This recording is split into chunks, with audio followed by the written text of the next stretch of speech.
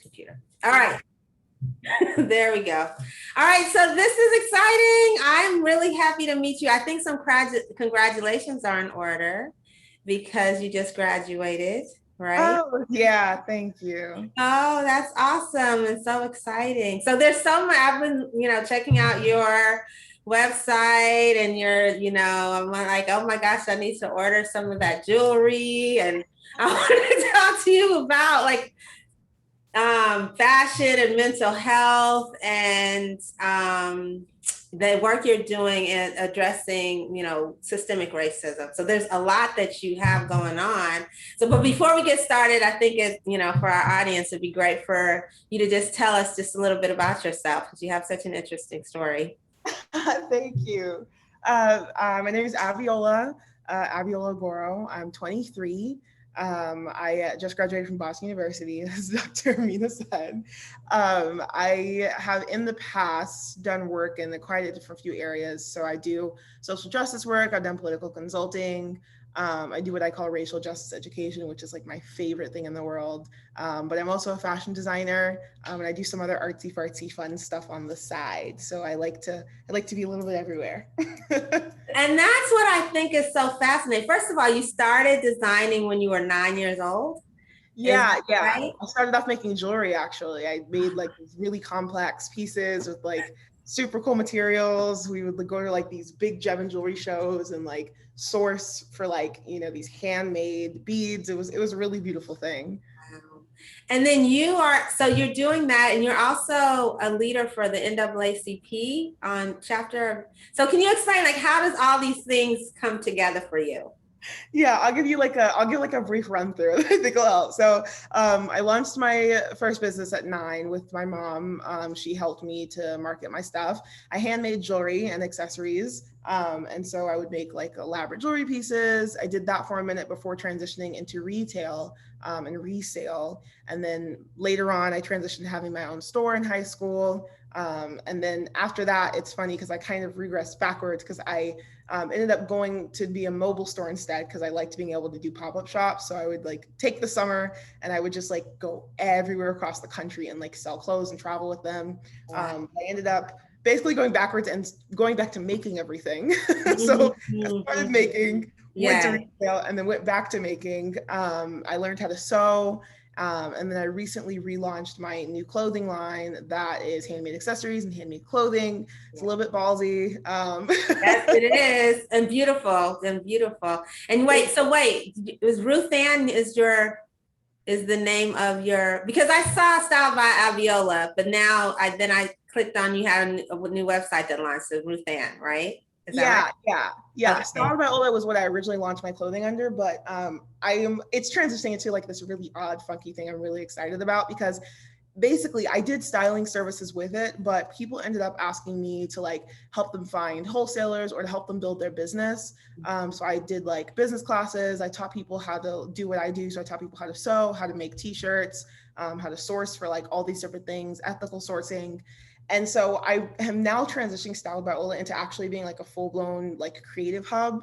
So instead of it being my namesake brand, it will be me giving you the opportunity to either sell your clothes through my site. So I'll be doing boutiques for other people, helping them get their businesses up and growing. I will also be able to source models. I'll be able to source production, just making it like this hub, I think, of everything I've been doing, but just Yes. rightful place. And then Ruth Ann is just clothing and accessories. That's all it is. So it's more Okay. simplified. Yeah. It's based on my grandmother, which I think really makes me feel really good. And it just gives me a beautiful thing that I think I can have now to kind of honor her.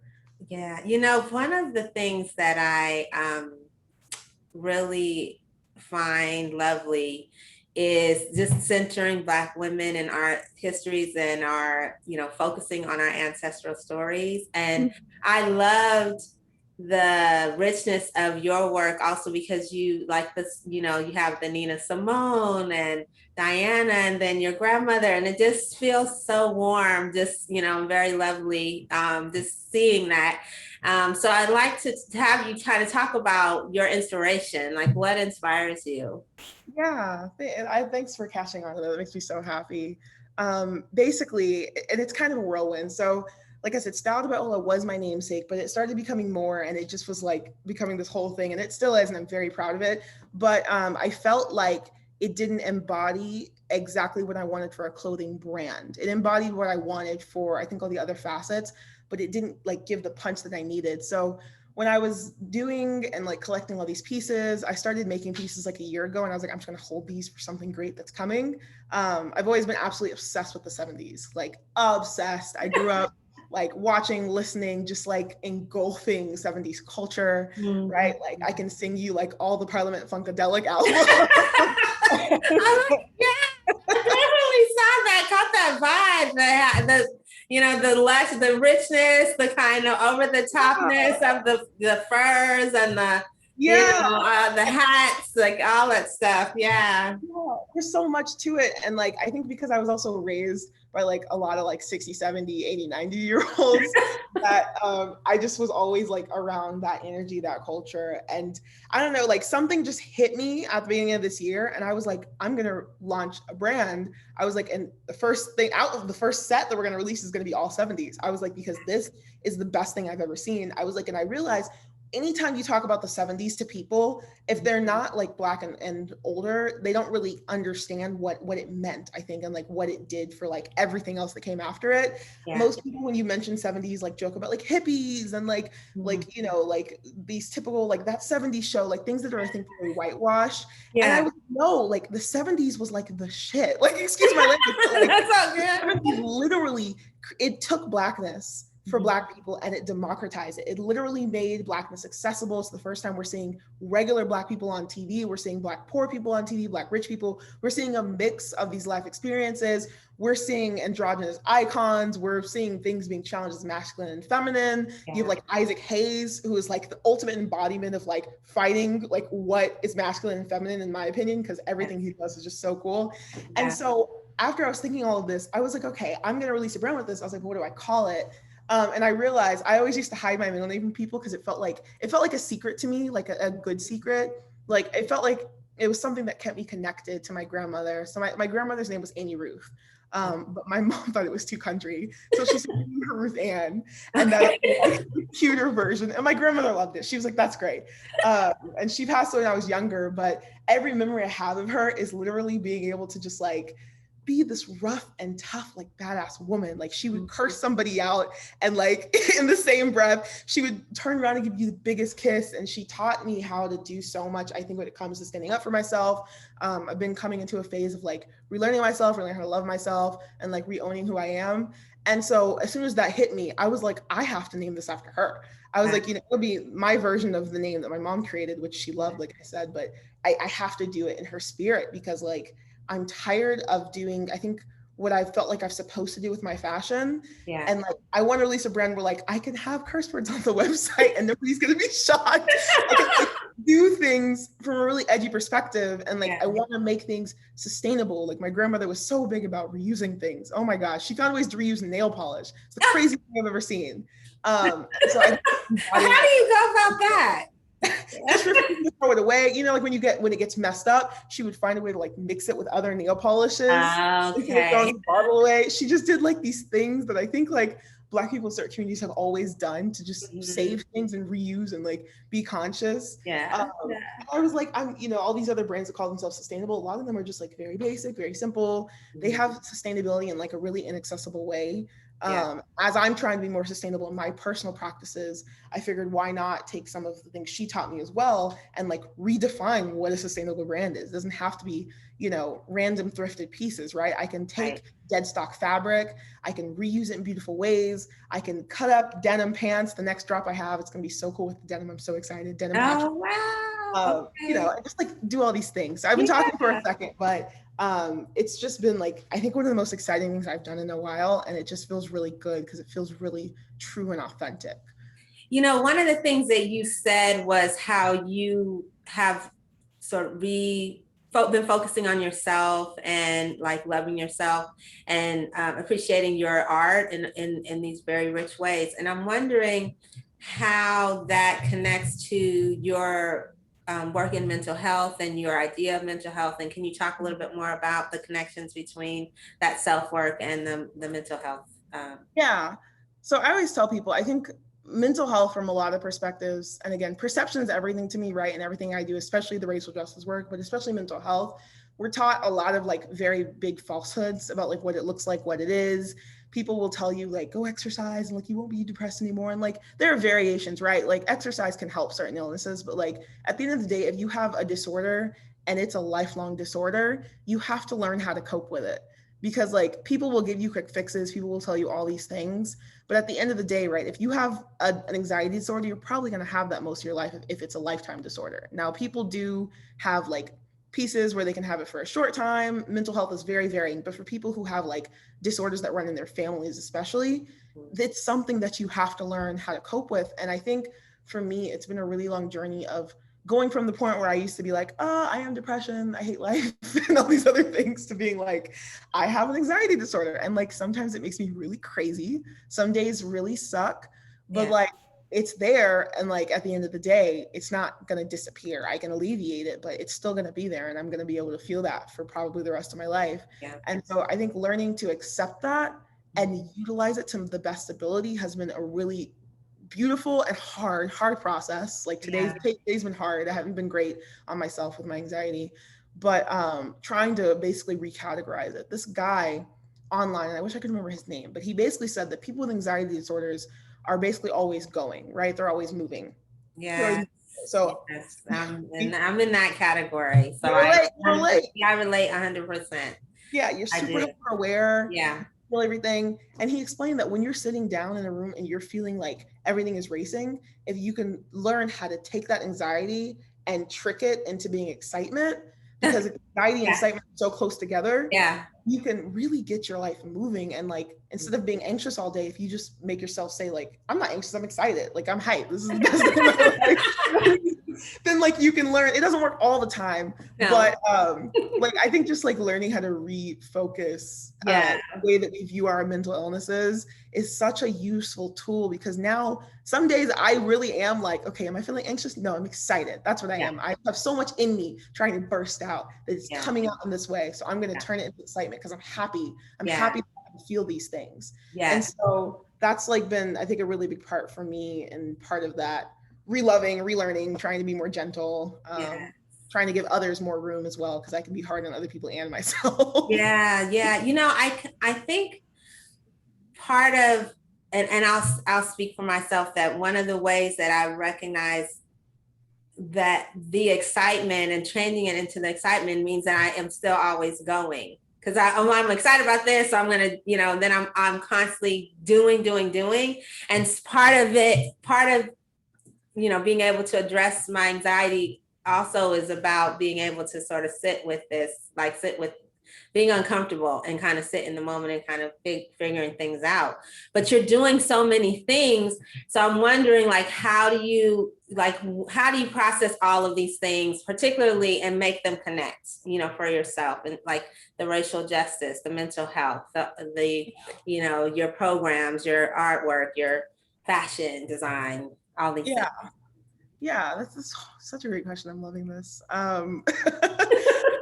I think it's like a really important thing for me that I've been learning. Like when I first, for example, I've done politics work all my life.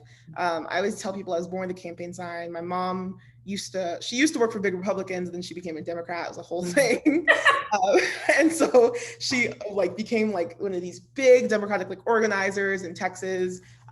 She helped like bring Obama to Texas when he was running for the first time. So she always had me with her at these events, and she would tell me like, okay, go like make sure people sign in, go do these little things. And so over time, I just became very used to that political environment. But I think as I got older, after I was in college, I did some really cool internships. I got to do some good work. I did the NAACP organizing stuff at my campus at GW. And then I realized that in my head, I think I felt like I couldn't do both the artsy stuff and the political stuff to the same extent. I started feeling like, okay, I can't like start this fashion line and like be out here like having people half naked and outfitted for like And then like go talk to like campaign candidates the next day. But then I realized it's such a false presentation. It's a false duality, right? When you go to these political events, if you go to enough of them, you hear these people use all kinds of words, right? Like Donna Brazile is one of my favorite human beings, but that woman curses more than any person I've ever known in my life. Yes, right. Like, I thought we had to be presentable in these places, you know, because I went, you know, when I was a kid, people knew, okay, she's younger, like, you know, don't use these certain words. But when I got older and it was just me like running my own stuff and like dealing with candidates, nobody had to monitor themselves anymore. And I realized, I think especially as Black people, we're not given the room to have duality, right? To be able to do these beautiful things. And I realized there's a connection, right? All things are political. Everything. Everything is political. Anybody can argue with me about this any day of the week. Everything is about race. Everything is political because the world has made it so. But if that's the case, there's a connecting line between everything. So when I go to my fashion work, I can easily pick out, okay, I can tell like these brands are being stolen from because they're run by Black women, Black trans women. These models aren't being picked because they look a certain way. Like those things are very inherently political. When I go to my regular art stuff, like who are the artists that we're learning about growing up? We're learning about white male cis artists. We're not learning about anybody else. If you go to, again, to the political side, like who are the candidates that do the best? Like when does a woman that looks like Stacey Abrams get elected to a large scale office? So like all of these things are so deeply connected, and like you can connect fashion to politics because clothing is a big piece of, you know, perception and art's perception. It all relates back to perception at the end of the day. And I think once I figured that out, I was like, I don't have to pick anything because these are all pieces of who I am. And like for me, it comes so easily. Like I can't. And it's funny because I used to get in trouble for this in school because they'd be like, you have to pick a career, pick this, pick that. And I realized I can't. Like if I just did political stuff and I didn't do any fashion or art stuff, I would be unhappy. I would be inherently upset. I would feel like part of me is missing. If I just did art and fashion stuff, I would feel like part of me is missing. So being able to kind of exercise, I think the way in which I push like Black radicalism, Black joy in those two different spheres works for me because I need both different outlets because they're both equally important. I think all of it's just as important as the other, but they do very different things. And so they're necessary for me to be able to like feel fulfilled and like at peace with what I am and who I am. Wow. Okay. So this is, oh my gosh, I'm so glad we're having this conversation. I'm learning so much from you. Okay. So let's talk specifically about your work in racial justice. And I know that you have these, like, you do these systemic racism trainings. So can you talk a little bit about that and what got you started in that and how, so what are your focal points when you do those trainings? Yeah, so my mom always joked that I should be a professor because I like to talk to people. I've been told it too many times actually, which is sad. I'm always like, I would never teach people. But then I do like free lectures for fun, so it doesn't match up. The math is not mathing, as they say. So last year, right at like the heat of like the rise of like the global Black, I think, recognition, like George Floyd, like things being talked about, Black Lives Matter blowing back up. People on the internet, because we were stuck at home in the pandemic, so I had friends and family that were like, why would you say defund the police? And like, for me, myself, I am now an abolitionist, but it has taken me a very long time to get here. Like, I wouldn't call myself an abolitionist a year ago. I wouldn't have done that because I just didn't feel like I understood all of it. I think I have a lot, and everybody has a lot of internalized, like, capitalist views and like other things that have been taught to us and they're reinforced everywhere we look. So it's really hard to be able to like move those aside. But after talking with some folks, I realized I was like, defunding the police is great. I was like, this is what it means. And as soon as my brain caught on to that, and people around me were like, no, like the police are great. I was like, I'm just gonna go research this. So I spent like 2 days just like deep diving into like, how are the police formed? How have they been functioning? Like, what do they do? How do these pieces work together? What would defunding the police help? How do you live in a society without police? Like all these different pieces. And then people online, when I was arguing with them, were like, I still don't get it. So I was like, forget it. I was like, I'm just gonna host a Zoom class and you guys can ask questions. I'm gonna give a presentation, you can ask questions. So I started I just put defunding the police, because I was like, people need to deconstruct this. and I had like a whole bunch of people hop on, Oh, and wow. it got shared all over the place. So I like was Wait, did going you do it like on TikTok? Well, how did you do it? Like on on TikTok or Zoom, Zoom? Okay. Zoom stream to Facebook, and then I also put it on YouTube. Oh, wow. Okay. Yeah, yeah. Nice. Nice. And I went on Facebook and I had people sending me the message like, "Oh, I watched your class. Like, I get it now." And I was like, "How are you? How did you?" And Oh, so, like, awesome. yeah, at this time period where I had like nothing to do, basically, because school had ended. I was at home. I was stuck in a house with like my whole family, which was chaotic for me. I love them, but like my brain is overwhelmed 95% of the time. And so adding four very loud people that all have their own personalities was just like, ah. And so I was like, I'm gonna do these classes and I'm just gonna do them every few weeks and I'm gonna just teach people about these topics. And so that's how it started. I ended up transitioning, I think in November, to doing like a lot of one-on-one sessions, well, October before the election. But I'm relaunching the class actually next week. Oh, Next, wow. yeah, Okay. I'm going to be releasing all the new topics, all the new dates. Please, please, please. I would love to, Yeah. work, know more and, also I just launched yesterday. We launched a Centering Black Women Network on Facebook. So this will be a place for you to showcase your work and let people know about things that you're doing Yeah, and all these things. And it's, by and for Black women. So that's amazing. yes. And so 100%, I think your workshops would be a great place to talk about that and share that with other folks. Yes, send that to me. I love it. That's Oh, amazing. yeah, yeah, yeah. Okay, so I have three more questions. All right, so the first one is since, and you talked a little bit about this, like this time frame of like George Floyd and sort of this sort of reemergence of the focus on racial justice and addressing anti-Blackness. But it's been a little bit over a year since George Floyd was assassinated. And one question that I've been asking folks is, if you think about your life in this past year, where do you think that you've learned, and how do you think you've changed? Ooh, I love that. Ooh. I will say I've become much more radical. I ended up being like reconnected to a lot of really great people. So I'll give like a tiny quick backstory. After 2018, I got the NAACP award for National College Organizer from the NAACP for the work I did for GW, for basically trying to push colleges to address racial biases, racism happening in dorm rooms and classrooms. But from that, right, came some nasty attacks.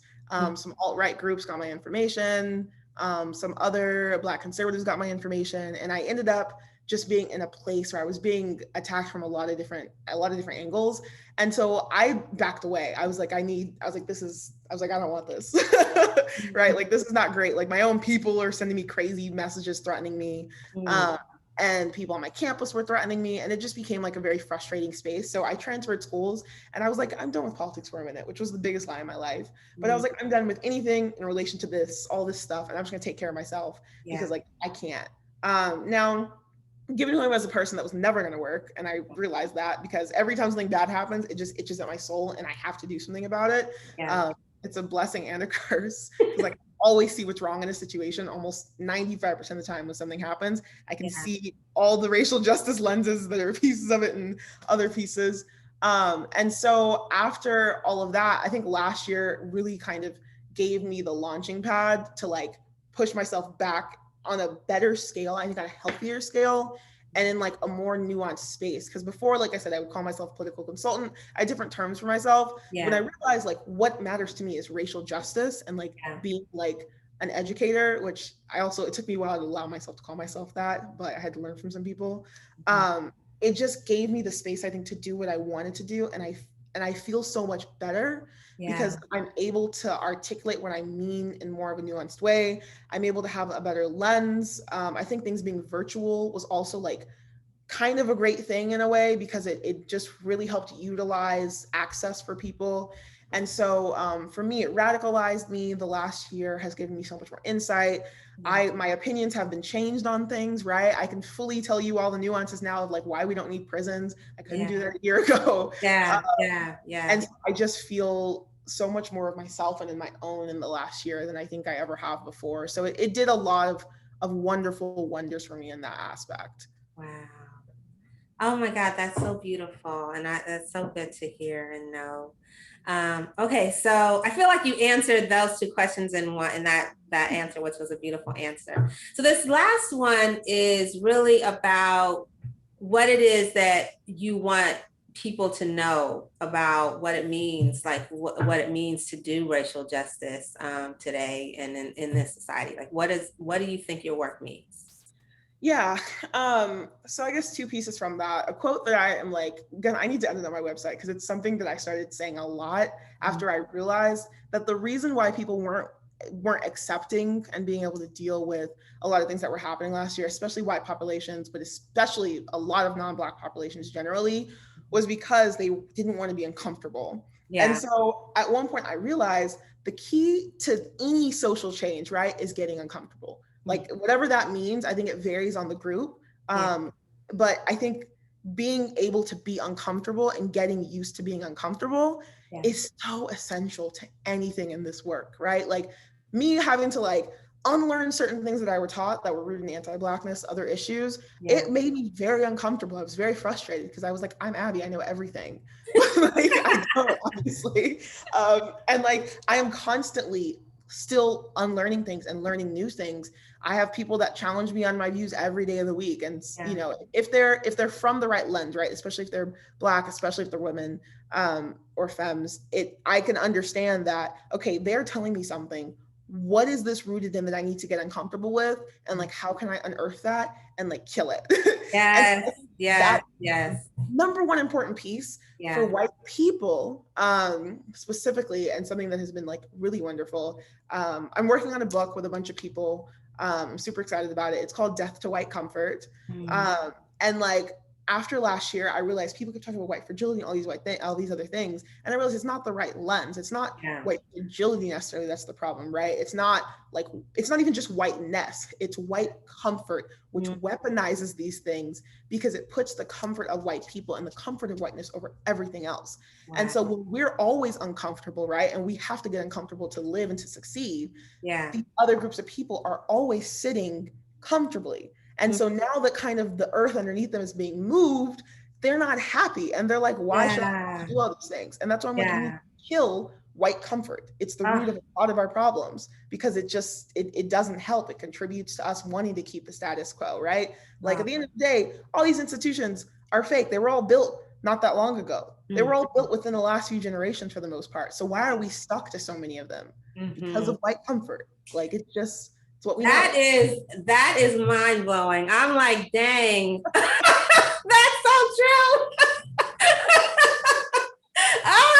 That makes me mad. Yeah. Like, why are y'all holding on to a building? Think about that. Wow. Okay. Yeah, absolutely. Kill it all. Death to that. Yeah. 100%. Oh my gosh. Thank you. Okay. I just wanted to before we end, I just want to tell you how tremendous I really appreciate, the work that you're doing. You're such an inspiration. And I think I'm just so grateful that, you took the time to speak to us and, so we can learn about you. And so your website is ruthann.com? ShopRuthAnn.com. ShopRuthAnn.com. Yeah, okay. I couldn't get RuthAnn.com. That's the coding. Okay. And so ShopRuthAnn.com, but also your work, because a lot of the things you were talking about incubating and all that, so people can find out more about that by just going to, you're on Instagram, you're also. Yeah, they can go to theabiola.com, which I'm updating it next week alongside all my other stuff. It's still up and running, and you can always email me from it. But that always has links to everything. So I try and revamp it as much as possible. It's a little bit outdated because I was waiting on some stuff, but that's like a deep connection to everything else I'm doing. So the new classes will be posted on there once I release the schedule. Hopefully by end of next week is my goal date. But yeah, everything can be found directly from there.